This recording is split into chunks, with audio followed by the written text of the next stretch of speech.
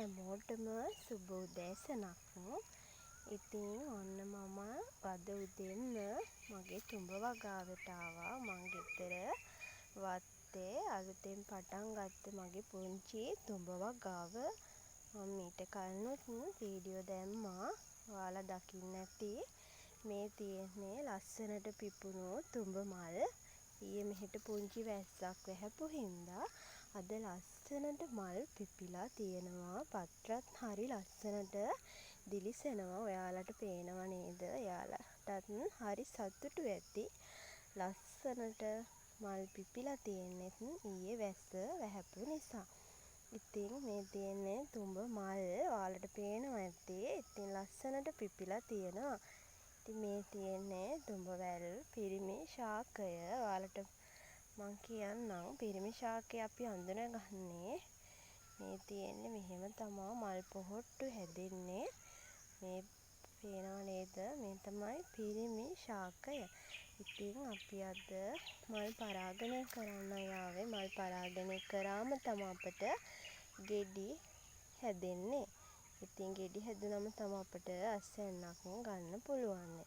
ඉතින් එන්න අපි ඔයාලට මම පෙන්වන්නම් ගැහැණු ශාකය. අපි බලමු.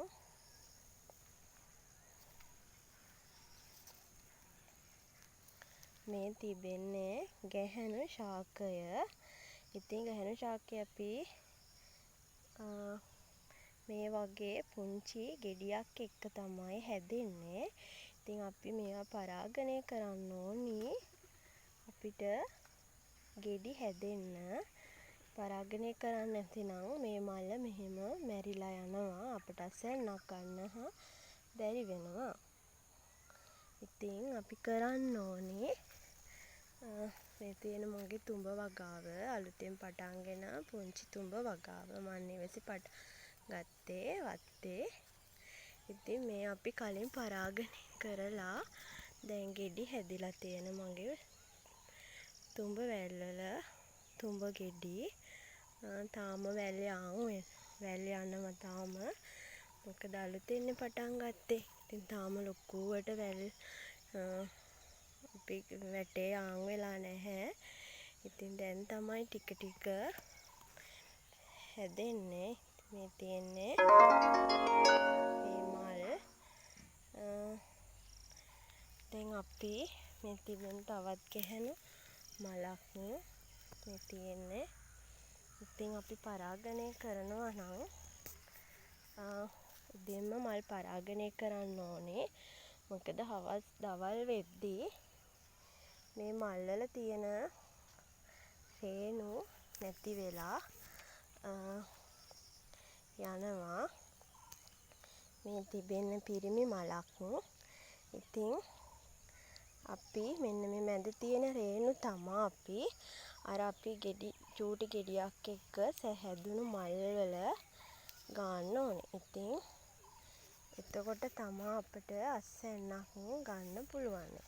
ඉතින් මේ වගේ මලක් කඩලා අපි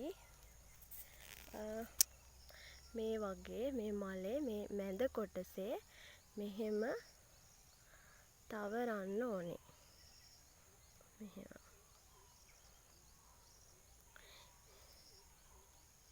එහෙම තවරම මේ වගේ මේ මැද කොටසේ